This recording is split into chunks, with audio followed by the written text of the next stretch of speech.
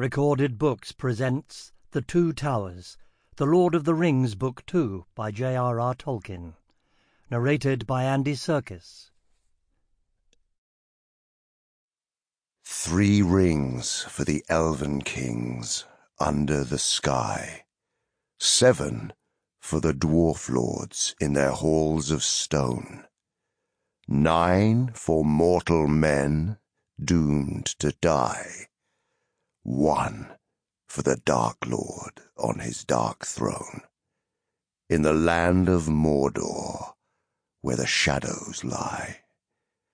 1 ring to rule them all, 1 ring to find them, 1 ring to bring them all, and in the darkness bind them, in the land of Mordor, where the shadows lie. Book 3. Chapter 1. The Departure of Boromir. Aragorn sped on up the hill. Every now and again he bent to the ground.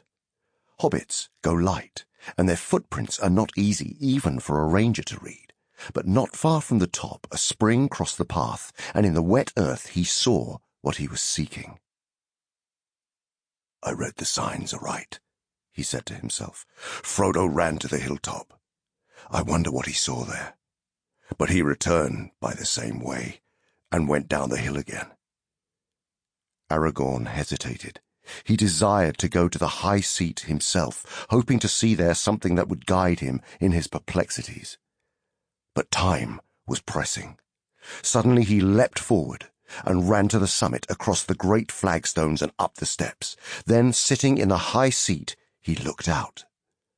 But the sun seemed darkened, and the world dim and remote. He turned from the north back again to north, and saw nothing save the distant hills, unless it were that far away he could see again a great bird, like an eagle, high in the air, descending slowly in wide circles down towards the earth. Even as he gazed, his quick ears caught sounds in the woodlands below, on the west side of the river. He stiffened. There were cries, and among them, to his horror, he could distinguish the harsh voices of orcs. Then suddenly, with a deep-throated call, a great horn blew, and the blasts of it smote the hills and echoed in the hollows, rising in a mighty shout above the roaring of the falls. "The horn of Boromir!" he cried. "He is in need!" He sprang down the steps and away, leaping down the path.